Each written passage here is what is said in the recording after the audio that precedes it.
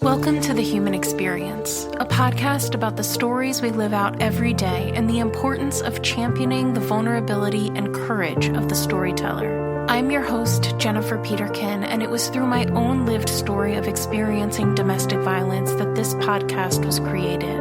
By traveling the globe and interviewing each guest in person, I am convinced now more than ever that stories have the power to change the world.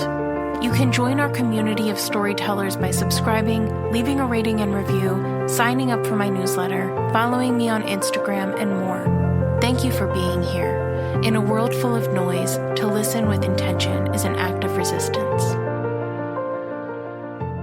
About a month ago, I lost my grandmother. She was 95 years old.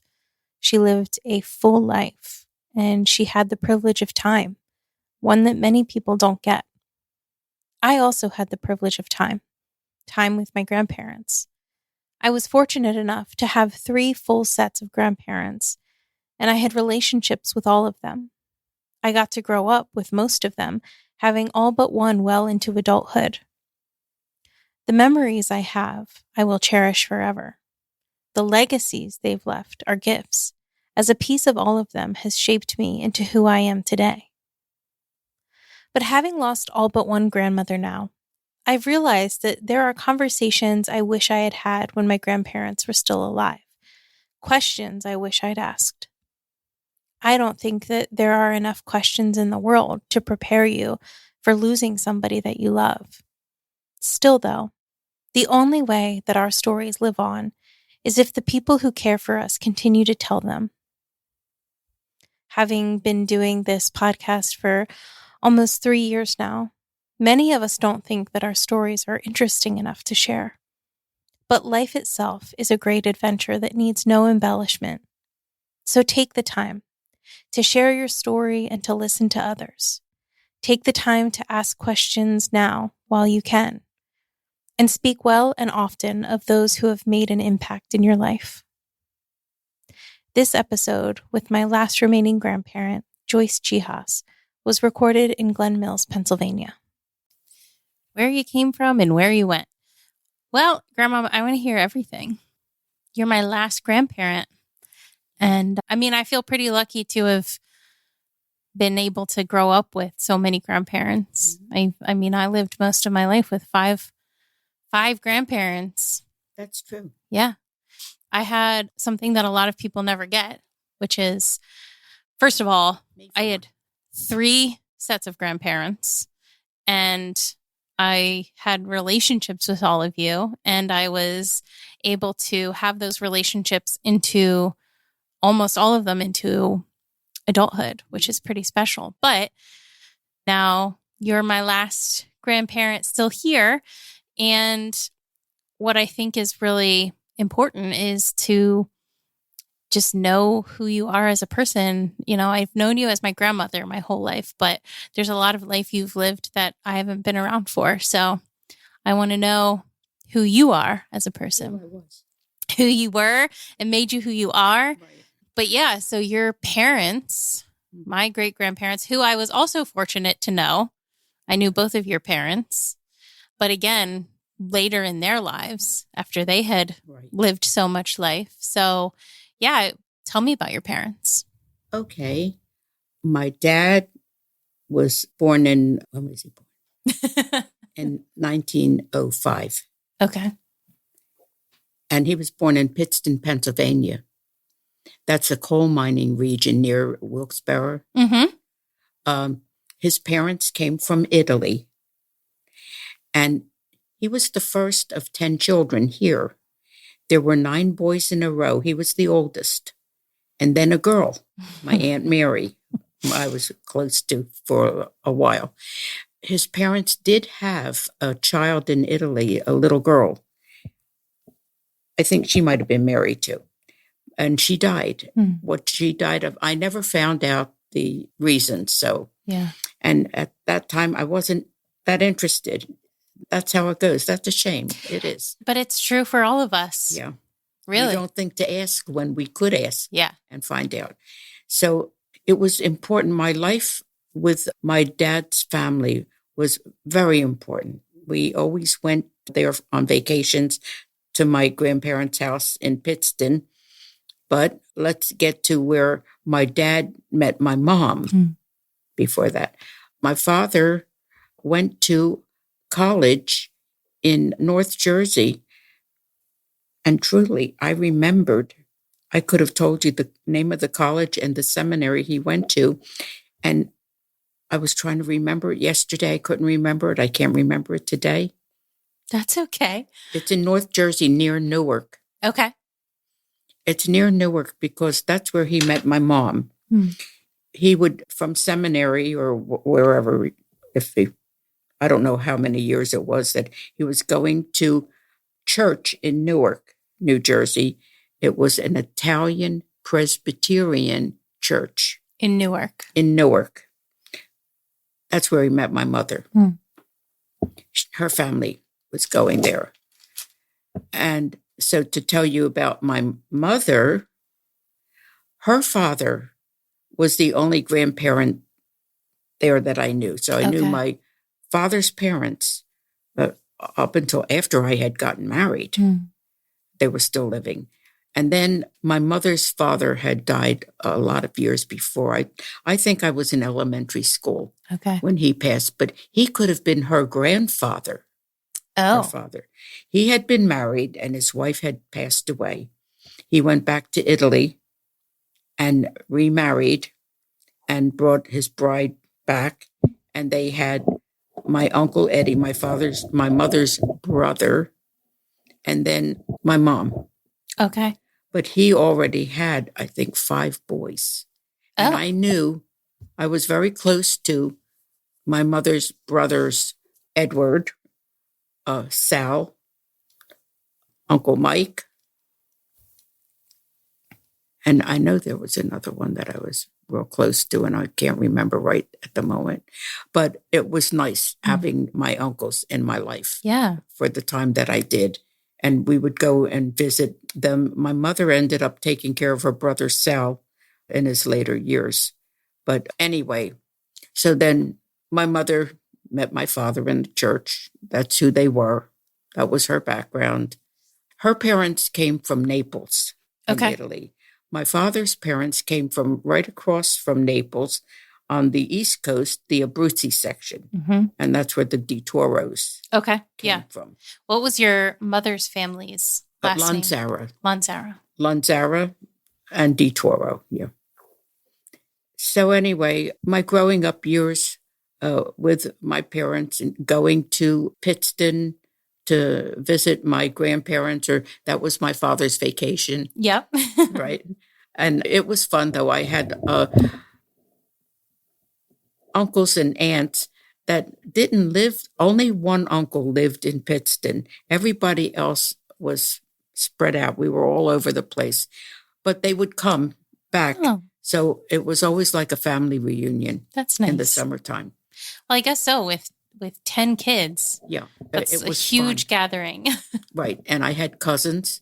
As soon as I would get to Pittston, and I was, well, it probably was maybe when I was in 5th or 6th grade, I started going down the street a block away, and they lived on 333 Parsonage Street was my grandparents' Wow.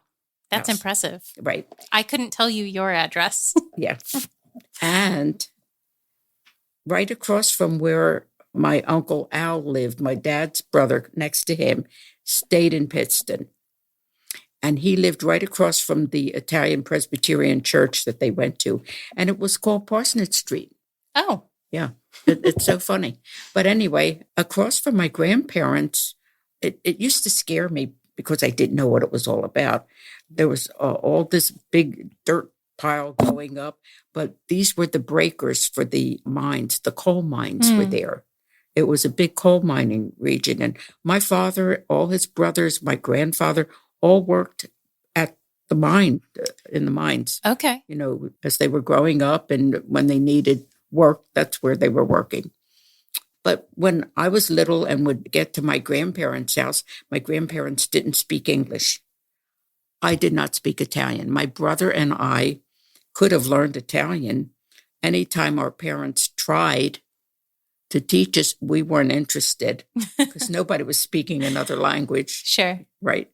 So I'd get to my grandparents' house and kiss everybody hello and run down to my Uncle Al's house because I had 2 girl cousins there. Mm-hmm. So that was very important. And the other important part of going to Uncle Al and Aunt Ann's house was that they would give Betty Ann, the cousin that was closest to me, she had an older sister, Jean. They'd give Betty Ann money and we'd go down to the ice cream store. So that was a big thing in my life. Yeah. What was your favorite flavor? Mm-hmm. But what was your favorite flavor? At the time, I would get vanilla, but we always got a sundae. But with caramel, I liked caramel. Isn't it funny? Most kids like chocolate. Mm-hmm. Vanilla and I grew caramel. up with caramel, liking caramel. I guess I grew into chocolate later on, but it was a happy time. Yeah. It was really nice. And having all the aunts and uncles I did and cousins, we were a close family. Yeah. Yeah. And that's special. We lived in Burlington, New Jersey. Now, my parents, when they were first married, I think I know they lived in Newark. That's where I was born. Mm-hmm. I was born in Newark. And I must have been a year old. And I know I was that old when they moved to Neptune, New Jersey, which is near Asbury Park. That's a seashore resort. Mm-hmm. And I had pneumonia. I almost died from pneumonia. Oh, wow. My mother had a neighbor that was a nurse that came in. And my mother told me this. How would I know? That I had turned black. Oh, wow. So it was serious. Of course, I don't remember those days. But I remember growing up a little. I remember a little bit about Neptune. And my brother was born there. But I started school in Neptune. I remember roller skating. I was little, but I was great on roller skates. And what happened to me on roller skates, though, and I was told, the boundaries, so I couldn't go across the street or whatever. But I remember a dog running after me. I was on roller skates. Oh, my. And that put an end to my love of dogs because he grabbed a hold of my leg and had his teeth into my leg. That'll do it. And I was scared to death. Yeah. Yeah. Anyway, but I was great on roller skates. I remember when my mother took me to school, kindergarten, the first day, I could remember that. Isn't that funny? And I don't remember that address. Okay. But I'm going to tell you other addresses. Okay. I remember a lot of addresses, but that address is the only one I don't remember. Interesting. But when we went to kindergarten, there were all these lines of kids outside the school. And I don't remember it being that way with my own children, that they stood in line outside the school before they went in to the first grade or second grade, whatever. Yeah. And I remember the confusion. I couldn't understand that. Mm-hmm. And I know it was a long time. I was really confused. Anytime I would walk alone to school now, my mother didn't walk me around the corner. I'd get there and I didn't know where I was going. Yeah. I knew how to get into the school and go to my classroom. Mm-hmm. But what line I was supposed to be in? Yeah, that's scary, especially at 5, 6. I couldn't understand it. How come other kids could, but I couldn't? You know what? You're in your memory, you're probably thinking that they knew more than they actually did. It could be. Yeah. Anyway, but then I don't know if I had finished kindergarten when my dad took another church, because he had a church in Neptune, to Burlington, New Jersey. Now, Burlington, New Jersey was from when I was in first grade to 8th grade. Oh, okay. So that's a big part of my growing up years, and a lot of different activities and different things going on with me.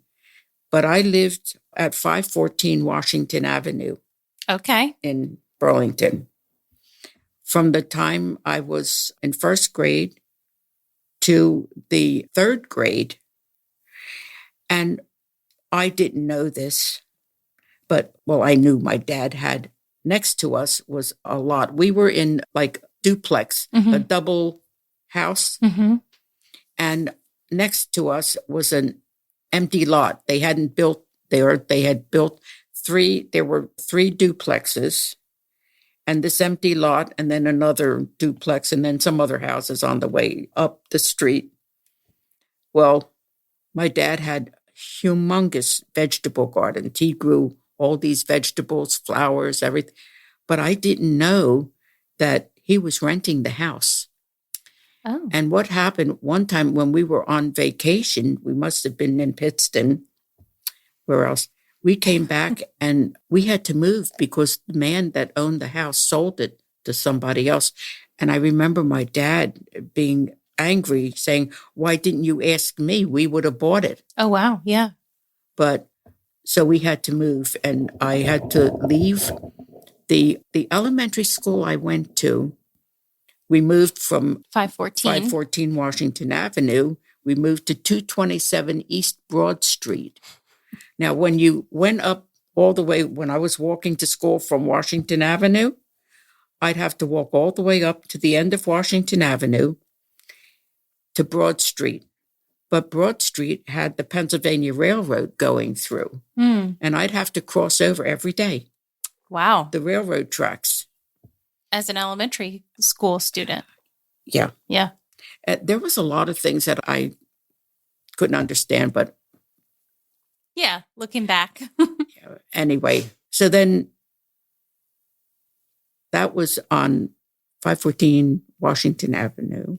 Then East Broad Street was to the right of where we were. So we were west. And you had to go through town to get to my house from Washington Avenue.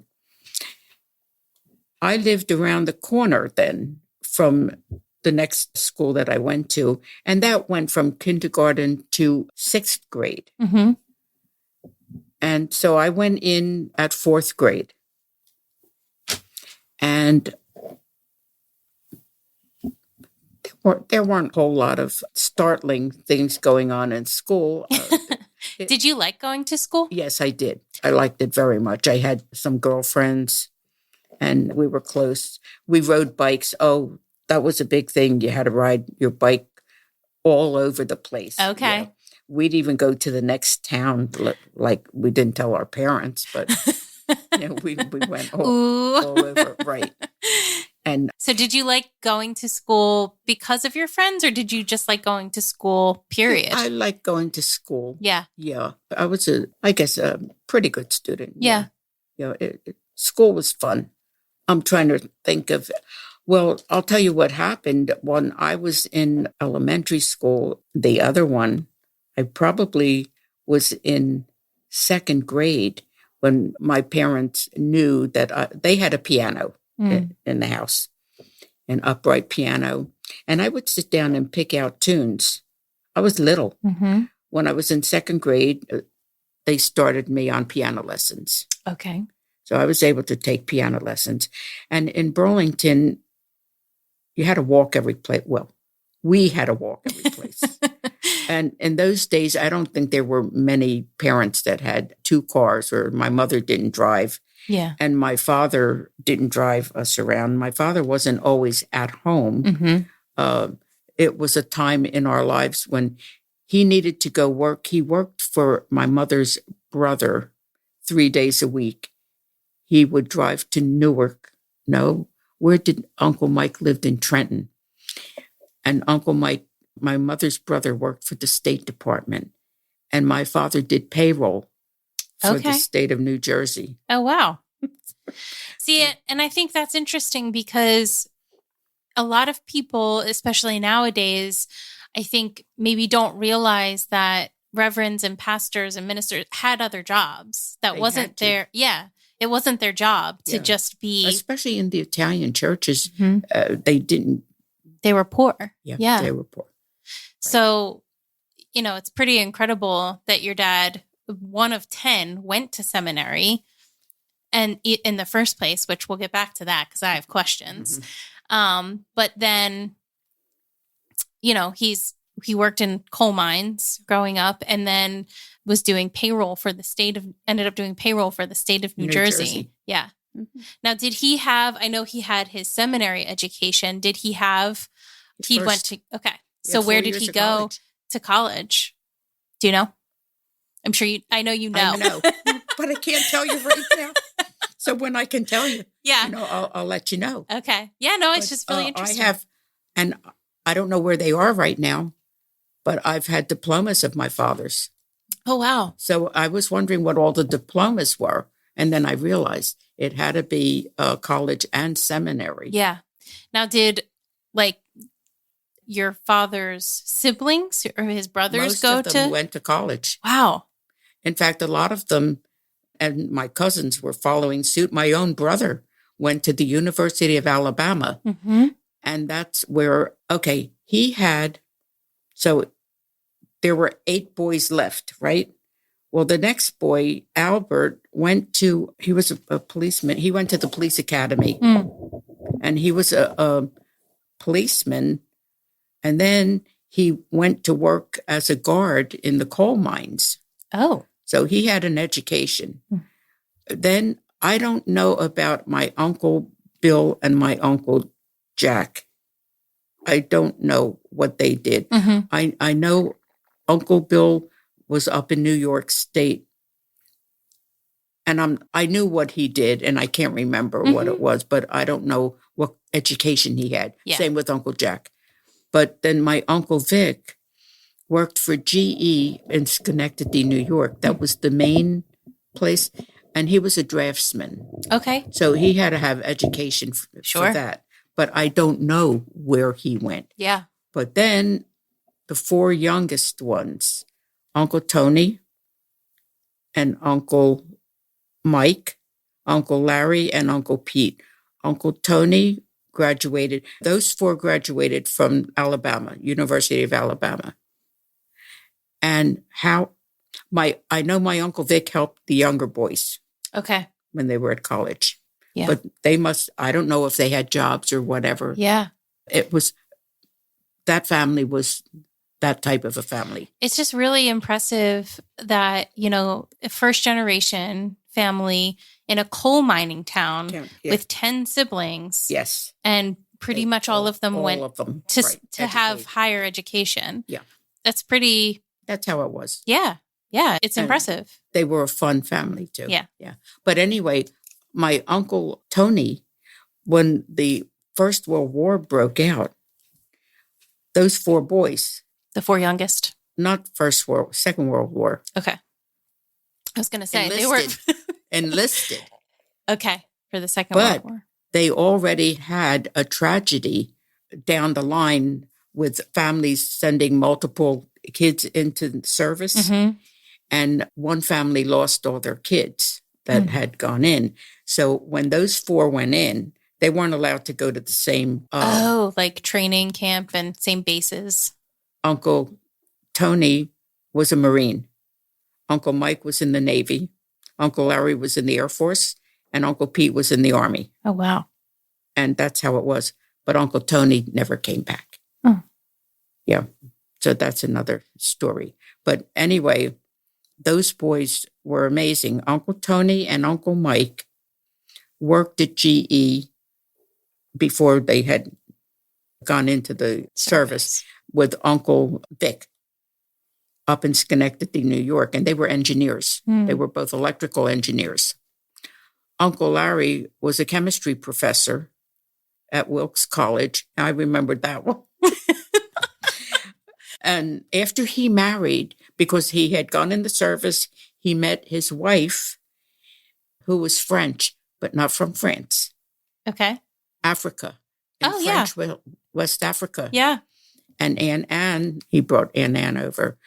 And after he was back, he went back to college. He went in Philadelphia to where all the dentists go. I think it was the Temple University. Okay, yeah. A lot of them. And he became a dentist. Oh, wow. He was a chemistry professor, but didn't want to stay in that. He became a dentist. He probably made more money. Probably. Uncle Pete was a surgeon. Wow. Yeah. This is incredible. This was my family. Yeah. Truly. Just right. Very impressive. And that none of them stayed in as coal miners. Oh, no. But I think that's something that happens a lot, right? Because it's, it's generational. You stay in one place. They grew up. They knew what they needed. They knew what they wanted. Yeah. And my grandparents, were the kind that were very helpful. Yeah. They encouraged. They lived in a house this is unbelievable. I loved my grandparents' house. But it was a little bungalow that when the boys got older, it was like the Peterkins. They helped my grandfather. They built a second house. Yeah. I remember you walked into a big kitchen and my grandmom's cold stove was there. It was a coal. Okay, that makes more sense. Coal stove. Okay. I was going to have you explain what a cold stove was, but... Yeah, later on, right. Later on, a lot of years, then she had a regular stove, when the boys could afford to help. Sure. And she had a regular stove. But that was that one big room. And this was the original house now, I'm telling you. And off to the right was another room that was their dining room. I don't think there was a living room. There was a great big table in the kitchen, a big round table. Mm-hmm. Then there was a big long table in the other room. And there were 2 bedrooms off of that. And one was my Aunt Mary's bedroom. There were 3 bedrooms. So there was a bigger bedroom. My Aunt Mary's bedroom was a little one. And then my grandparents' bedroom. The other side of the kitchen was a room that they had a refrigerator freezer in there. So who knows what was there before? Mm-hmm. It might have been an ice box. Sure. Yeah. And there was like a pantry there. And there was 1 bathroom. This whole place for all these people. And there was 12 people, right? Yeah. With 10 kids and parents. And then the back door going to all the fun stuff out the back. Because my grandpa, he had some animals. Yeah. I know there was a cow. I think they milked the cow. My grandfather grew all kinds of veggies. That's where my father learned all that. Yeah. And there was a barn. So what all was in the barn, I couldn't remember. As a child, I didn't go in the barn. There were chickens. And out the back, this is going down the back, there was a lot of grassy areas. But at the end of his property was water, a stream or what do you call it? A creek. Yeah. But that creek had black water in it. That was from the mines. Ah. Yeah. Now, did your grandfather work at the mines too? Oh, yeah. Yeah. Was that what he mainly did? Or yeah. Okay. That's what he mainly did when he came from Italy. Yeah. And was there. That was what was available to him. Yeah. Right.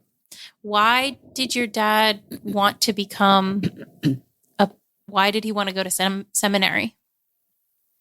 I don't know. I don't know. Maybe he told you. They never told me, but I know they all went to church. When Sunday would come, we'd all go to church. Sure. And took up a couple of rows, or all the Toros sitting there, and in the language too. See, he preached in Italian, my father. Yeah. So that was another thing growing up. My brother and I told you, we decided we didn't want to learn Italian. Mm-hmm. Well, we'd sit in church, and my father had an Italian preaching and then an English preaching. My father had 2. Oh, he did both. Oh, did both. Okay. So it wasn't that he just preached in Italian. And it had to be different because there were Italian people that understood English and English-speaking people that understood Italian in the church. So he had to have different sermons all the time. He couldn't give the same one. Yeah, back to back. That he gave in Italian in English. He couldn't do that. And he also had another job, which it's just a lot. It's crazy. And then he had Thursday night prayer meeting that Paul and I never went to that. That was only in Italian. Okay. Yeah. But we did go to we had young people's meetings. Sure. And that's when I went to Philadelphia.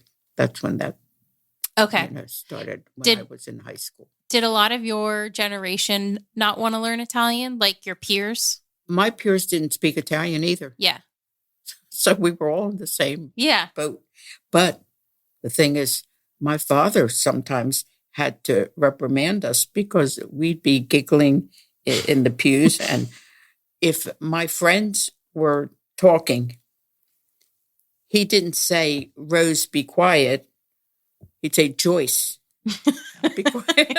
He'd always call me. Even if you weren't doing anything? Yeah, right. I didn't have to do anything. So it's your friend. Right.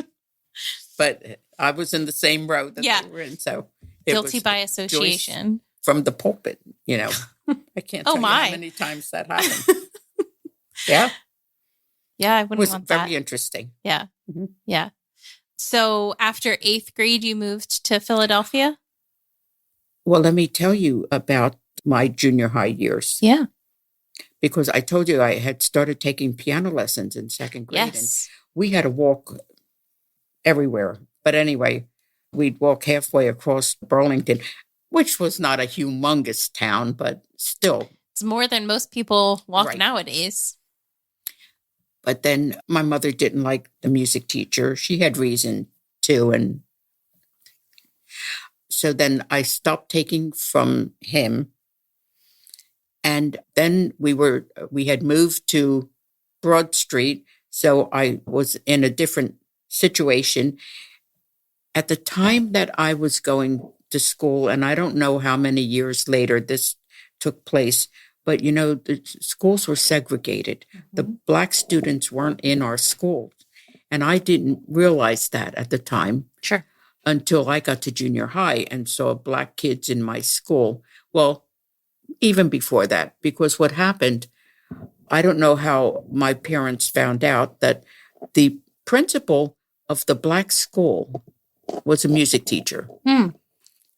So she was my piano teacher. She would come to my house. Oh. I had to go to this other person's place. Okay. So, and she was wonderful, Mrs. Goodwin. Good job. Yeah. And so I took lessons from her for, I'd say, probably 4th, 5th, and 6th grade, 7th and 8th grade for 5 years. Wow. From Mrs. Goodwin. But what happened, she did a good job because by the time I was in 6th grade, my girlfriend, Margie Naylor, had decided that she wanted to sing in a PTA meeting. Now, that was a Parent Teachers Association. Mm-hmm. Her mother was president that year. We're in 6th grade. So she wants to sing. So I accompanied her on the piano. She sang Living for Jesus. I had to play Living for Jesus, and she sang that at a PTA. But in those days, that was fine, mm-hmm. But I did a lot with piano because when I got to 7th and 8th grade, our junior high was 7th and 8th grade. High school started in 9th grade. Mm-hmm. Well, in 7th grade, they asked me to play for when we went in for an assembly. We had assembly once a week. Okay, so there were many 7th grade. It's not just one. Mm-hmm. I think there were 4 7th grades and 4 8th grades. Wow. So when they would walk into the auditorium, they asked me to play the piano. Oh, yes, I was going to play the piano. And I played Anchors Away. Okay. I played Anchors Away every time we had an assembly. They probably were sick of it.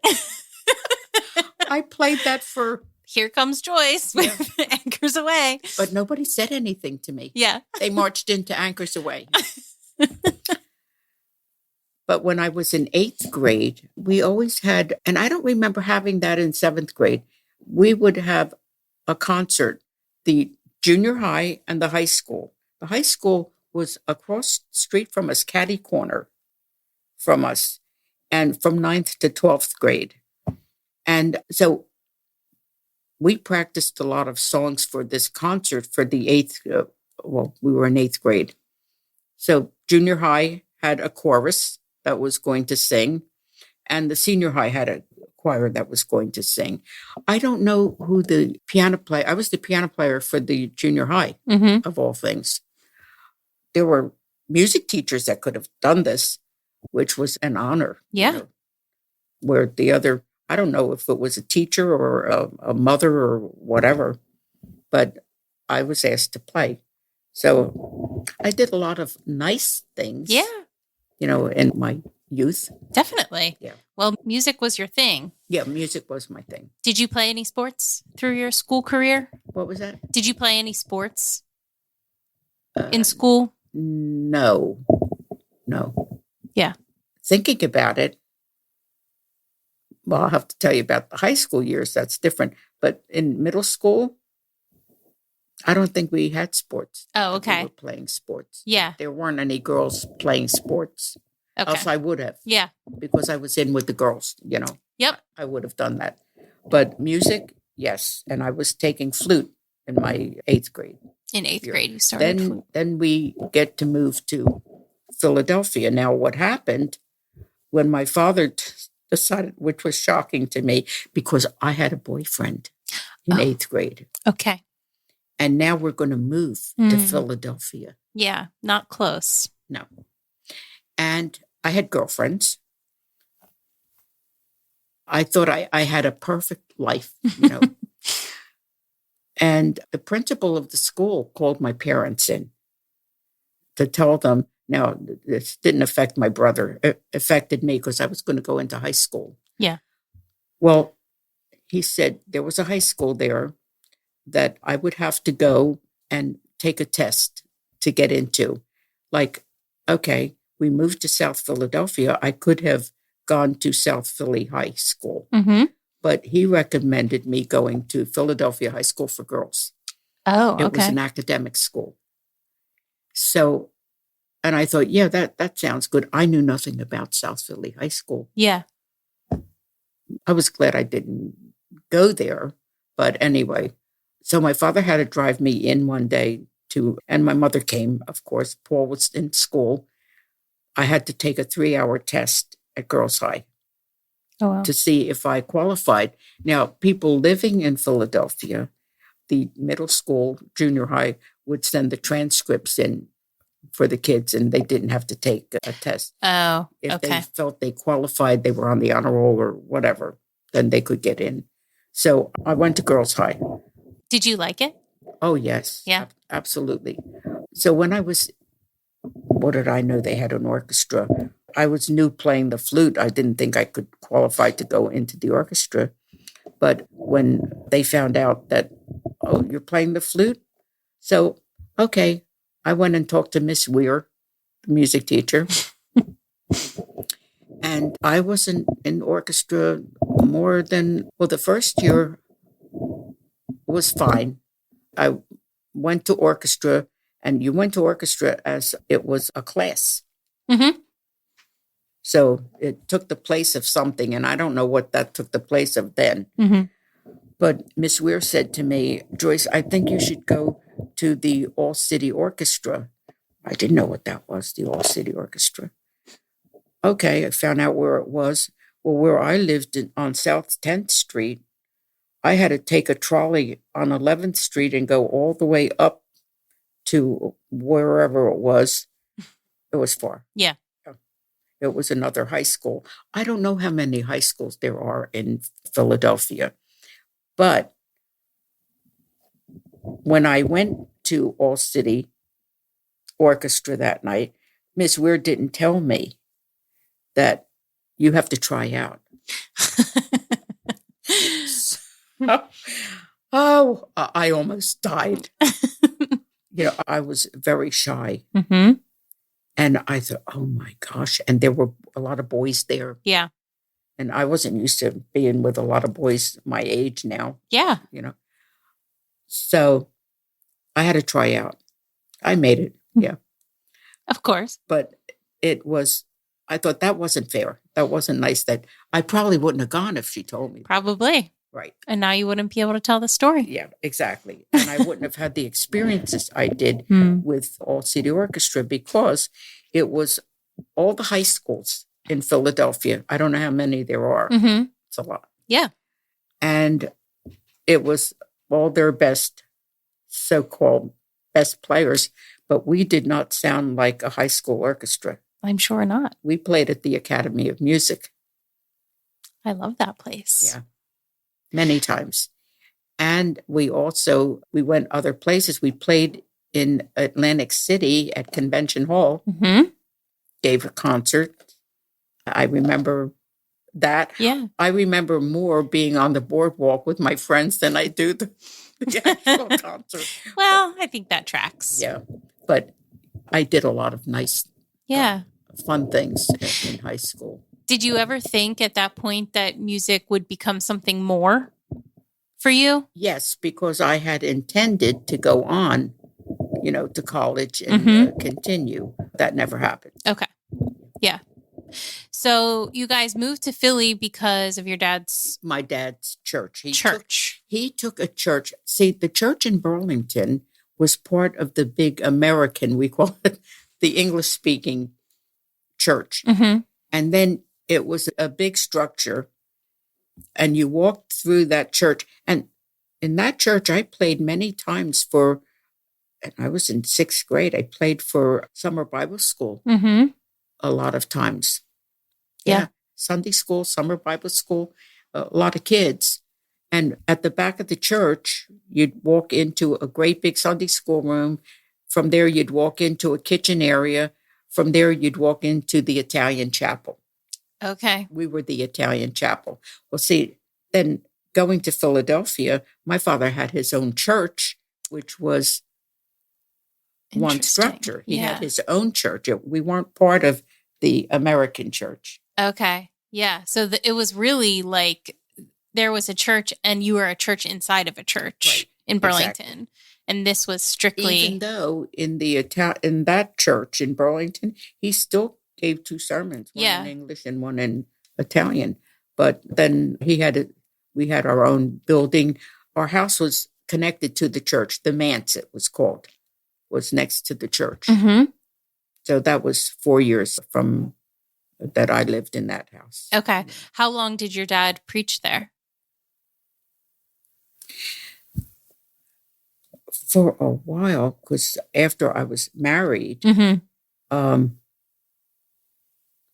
for several, I'd say maybe about 10 years, and then they moved to Staten Island. Oh. And he took a church in Staten Island. And let's see, I had Jackie, Jill, and Joyce was still a little tot, and we were still going there. Yeah, before they moved. Yeah. And the church in Staten Island they were going, Jackie, Jill, and Joyce. Oh, you were going to Staten Island to go to church? No, we didn't go there to church. We went to visit them. Gotcha. Yeah. That makes more sense. Oh, no. That's quite a drive for church. Right. And so all of the moves that your parents made was for his churches. Yes. Which again is really interesting because it wasn't his full-time paying job. Yeah, but it was once he got to Philadelphia. Oh, it was in Philadelphia. Yeah. You know what?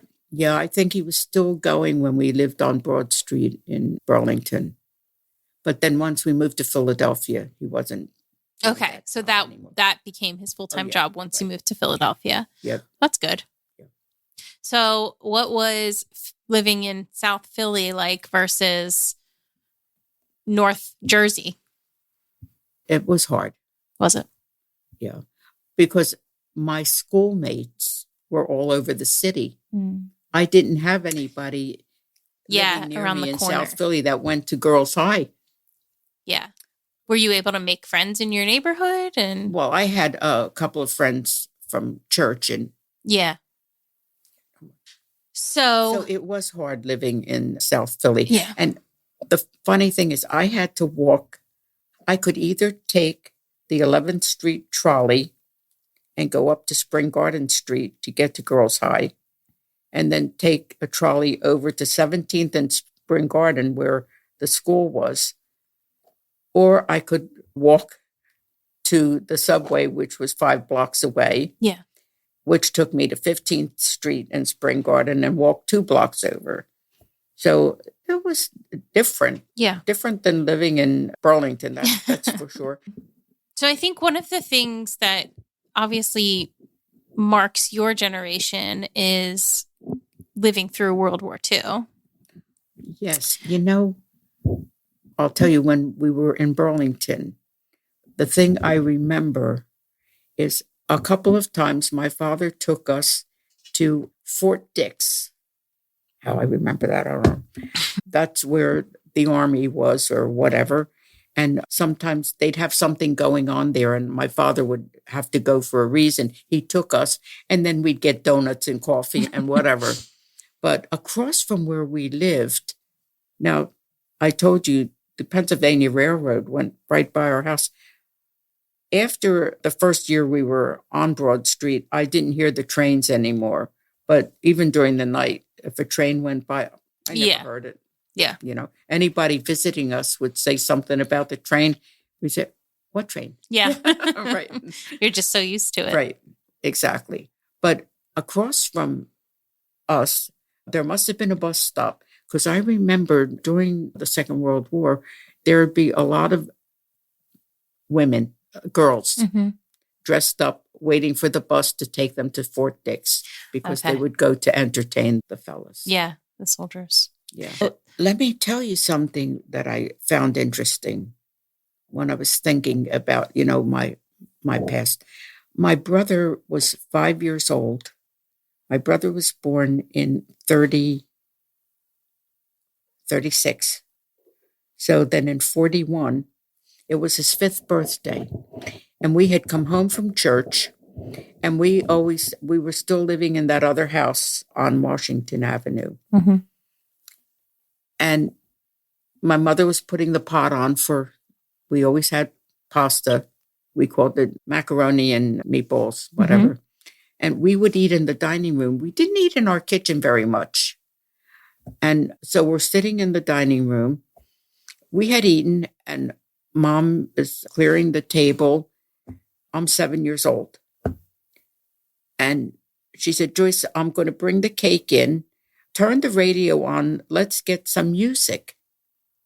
So I turned the radio on. And what do we hear? I didn't know what it meant.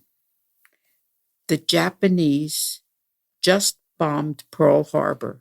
His birthday is December 7th? 7th, yeah. Oh, wow. Yeah. Right. Oh, I thought I said that. Yeah, his birthday's September. December 7th. Yeah, December 7th. Wow. On the 10th. Yeah. And my dad, of course, was very upset. And I didn't know what it meant. Sure. I'm 7 years old. I was going to say, at that point, you're... Right. So the Japanese bombed Pearl Harbor. What even that meant, I didn't know. Yeah. So, yeah, that was a memorable day. I'll never forget that day. Yeah. Did you know that, in your mind as a child, what did it mean to be living through war? Well, then I found out, when my uncles had to go into the war, mm-hmm. and then my one uncle was killed. Yeah. As a Marine. Yeah. Yeah, it wasn't scary mm-hmm. to me, because to me that was so far away. Yeah. Sure. And it had nothing to do with where we were. I know my parents were praying for, people. Yeah. But was it something that you got, was there a lot of messaging around it? Were people constantly talking about it? No. Okay. Although my mother would leave Paul and I alone. I don't know if it was once a week or once a month. She would go to these meetings. She was the head of and I knew what she was the head of. in those days, during that time, the women were meeting. Mm-hmm. And what organization?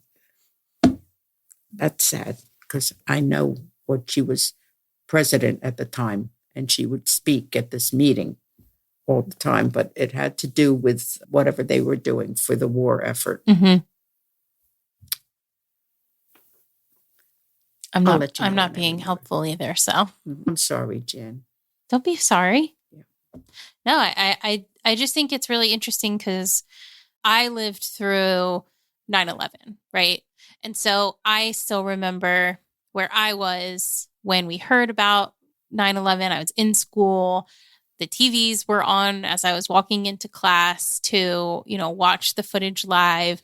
Mom came and pulled us out of school because Dad was working in the city at the time and he got sent home from work and nobody was sure what was really going on. And it was a bit of chaos. And that was one day. So, for me, and I was a little bit older than you were when Pearl Harbor happened, but just, I can think back and remember exactly what was happening. And I feel like those kinds of events are just very burned into our brains. So, as your generation is the generation that lived through, your generation and the one prior lived through and fought through World War II. And unfortunately, a lot of that is gone. So, I think it's important to talk about not just the people that were over there, but the people that were just living life. Yeah, right. And, what was it like? Remember? Yeah. Not a whole lot. Yeah. So, but I think that's interesting that it wasn't necessarily a big part of your day to day growing up. Yeah. No. And maybe not as affecting me like 9/11 affected you. Mm-hmm. So, but your uncles went in, and did they go in voluntarily? Oh, yeah. Yeah. Oh, the four of them, they decided, because they were all working. Sure. Now, I don't know if Uncle Pete he didn't have his practice yet. Mm-hmm. And he was a doctor, but I don't think right at that point he was a surgeon. Okay. When he came back. Yeah. Then he opened up a practice, but he went and got his surgical, credentials. Was he a doctor in the? And was he in the Army? In Pittston. He opened a practice.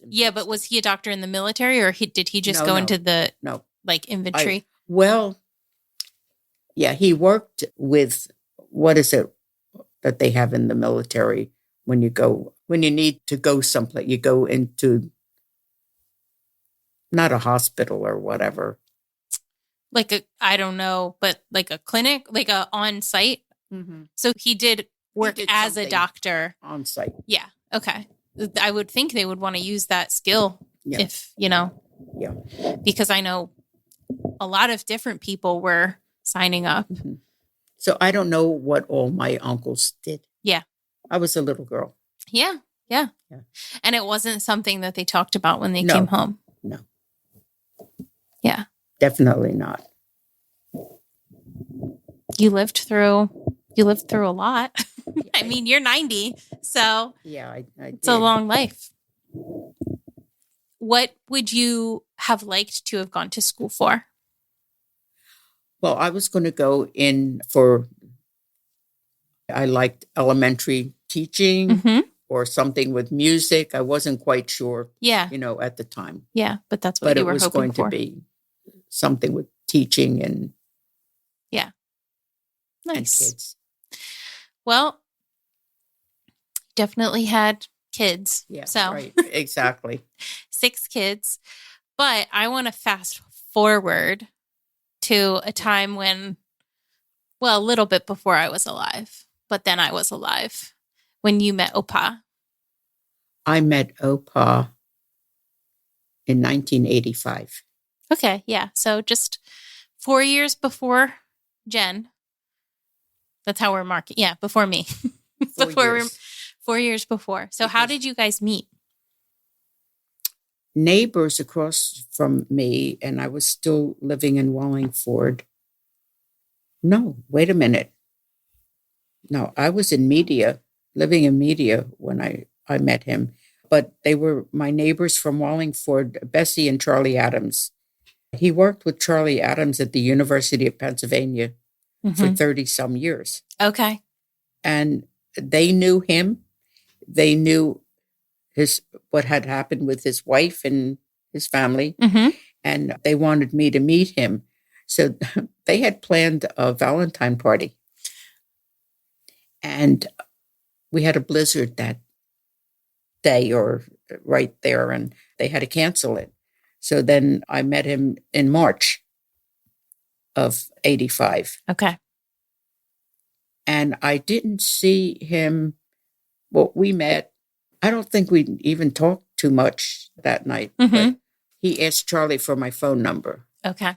Anyway, we started seeing each other probably the end of June or early July. Yeah.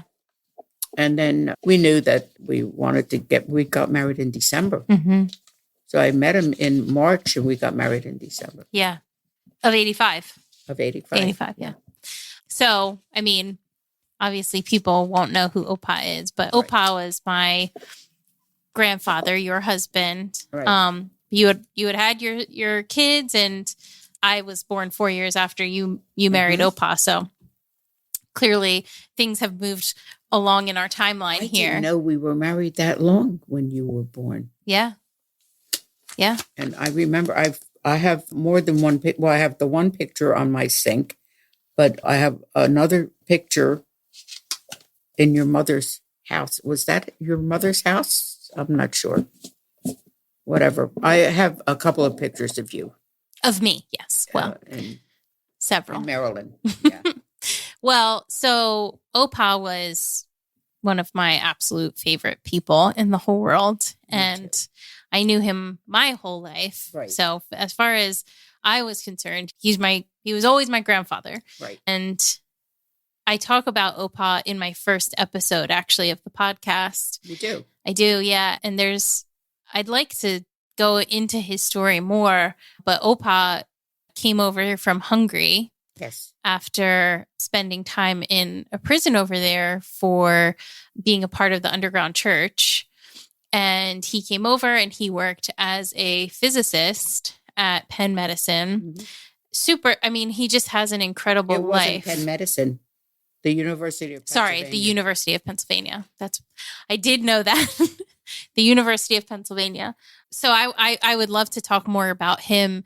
Yes. And his story and all of that. But I'd love to hear from you, with that small little introduction for people that didn't know him personally.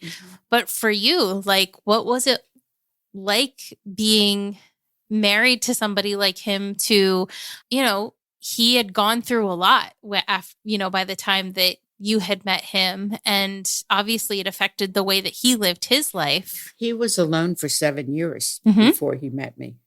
Oh, wow. I didn't realize it was that long. Yeah. Okay. Yeah. So it wasn't that he was coming from. No, I didn't think it was right away, but just the idea that this is something that most people have never lived through. And he wasn't seeing his sons either. Yeah. Yeah. He was going through that. Yeah.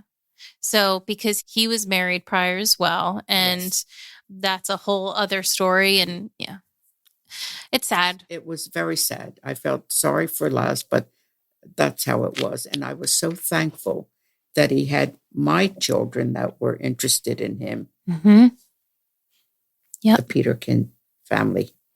Yeah. Because you're the only ones that were that close to Opa and Jimmy. Yeah, Jimmy and I really, we really loved Opa. Still love Opa, but yeah, I mean, I was thankful to have him for as long as we did. But his life is just so incredible. What he went through is unbelievable. Yeah, his life is just so incredible, and you wouldn't know those things about him. Yeah, but he loved the Lord. And what happened to him in Hungary, it's a good thing he had the intelligence that he did. Yeah. Because he knew enough to get out of the way of them bringing him back. They let them out of prison, but the next day they went and got them. Mm. And a lot of them went back again. Yeah. Wow. It was a sad situation. Yeah. And he was able to get out. How long did you know each other before he told you about his past? Oh, he told me right away. Yeah. I knew about his past. Yeah. Yeah. So when you met, he asked Charlie for your number. Did you like him when you first met? No. Well, let me put it this way. In a way, I liked him, but I remember him coming over to the house. I lived in Media, and we had coffee and whatever, and talked a lot. And even that first conversation, it was always a Bible study, which was fine. Mm-hmm. But I remember when he was leaving, and I shut the door, and I'm saying, no. I remember that. It's so funny. Yeah. And then he ended up being He was very special. Yeah. Very special. And I think because I loved it. He was genuine. He loved the Lord. And every time he came, it was a Bible study. I remember one time Joyce came over, and my kids all had a key to the house. Mm-hmm. So she's coming in the door, and we're sitting in the dining room having a Bible study. So I told her when she walked in, she didn't know that anybody was there. Yeah. And I remember saying to her, we'll be finished in a little bit. And Laszlo said, well, if you want, you can sit down. Join the Bible study. Yeah. Right. Yeah, well, he was very welcoming. Yeah. Well, so you guys obviously met up in Pennsylvania, but you moved to Florida. And so that's where we spent a lot of time with you when we lived there, but then also Jimmy and I would come back during the summer and stay with you guys. Right. And you would take us to Epcot, and, we would swim in your pool, and a lot of fun memories. And Opa never lost his accent. No. Which was fabulous. And there are still words that Jimmy and I will say like Opa would say them. Oh, that's too funny. Yeah. And I remember this one time we went to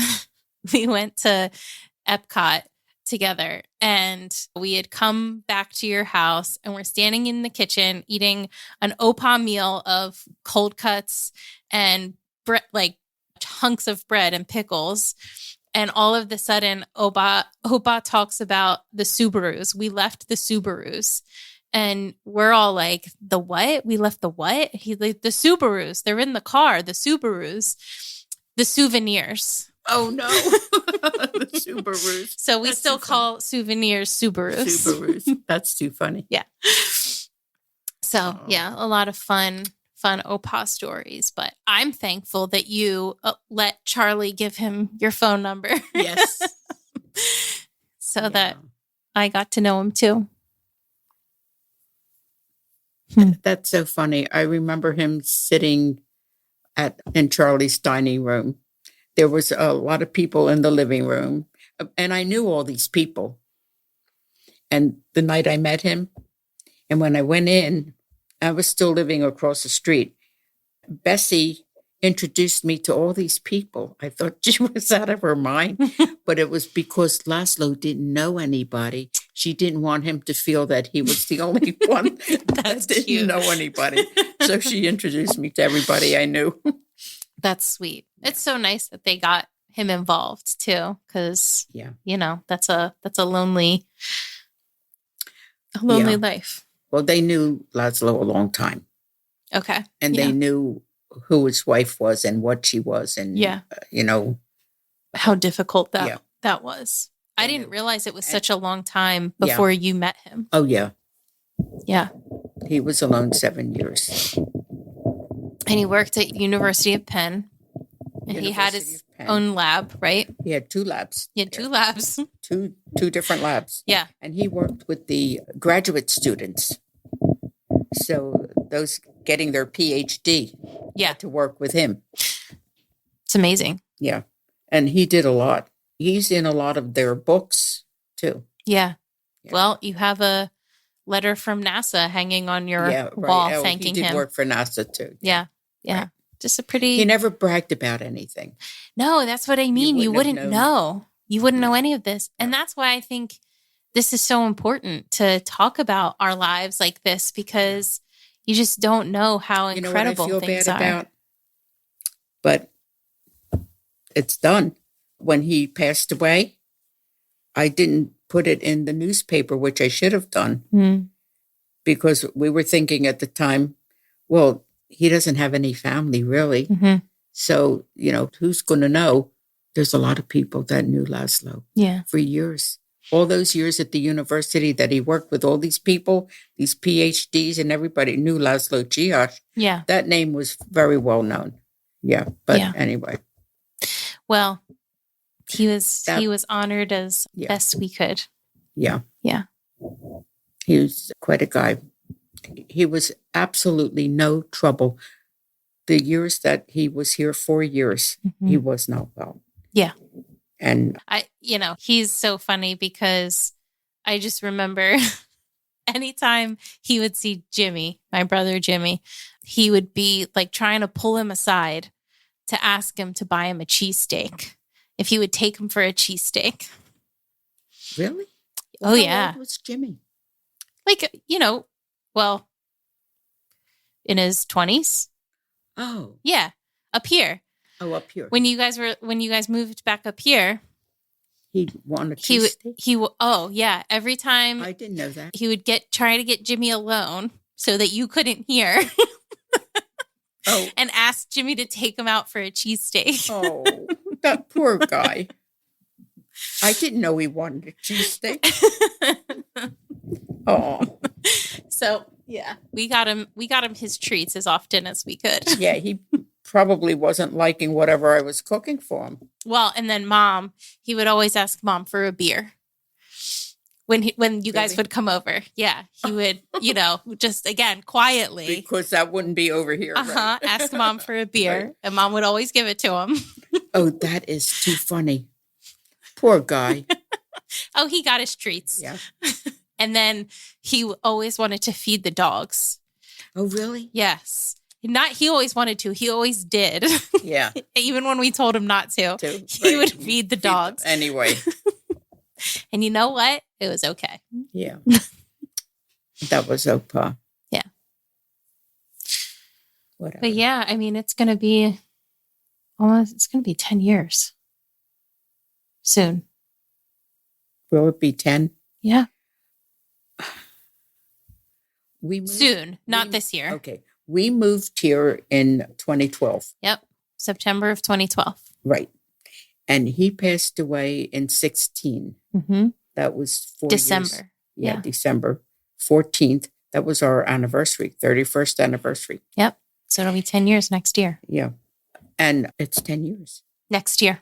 Yeah, it's 2025. So next year, it'll be 10 years. Yeah. Which is crazy because it feels like it happened a couple of years ago. Right. It's true. It has gone so fast. Yeah. But I think it speaks to his memory that he still feels so close, that he had such a big impact on all of us that it's still so easy to recall him and the way that he lived his life. Right. And the impact he had on all of us. I really miss him. Yeah. Yeah. I appreciate you taking the time to talk about your life because, again, I think it's important that, not everybody makes it into the history book. And that largely depends on who you are and where you are and who you know. But that doesn't mean that our stories are unworthy of being told and shared and remembered. And I think people live incredible lives, and just to live is an incredible feat in and of itself. So thank you very much for taking the time. Yeah. Because I didn't think of a lot of these things. And I can't believe how many things I forgot. I can't believe how many things you remember. Yeah. I mean, I don't think I could tell you the layout of my elementary school. And I'm a lot of years younger than you are, so. And my addresses. And Yeah. I didn't give you the address for Philadelphia either. What is it? 1020 South 10th Street. All right, I think that's where we end it. Thank you for listening to The Human Experience. If you enjoyed this episode and you'd like to help support the podcast, please subscribe, share it with your friends and family, share it on social media, and rate and review it on Apple Podcasts and Spotify. You can also support the podcast financially by going to my website, thehxpod.com, linked in the show notes, and clicking on Donate. It takes a lot of time and resources to create this podcast, so every little bit helps. Everyone has a story, and I'd love to hear yours. So be sure to check out the show notes for more information about how to stay in touch. Do good and love well.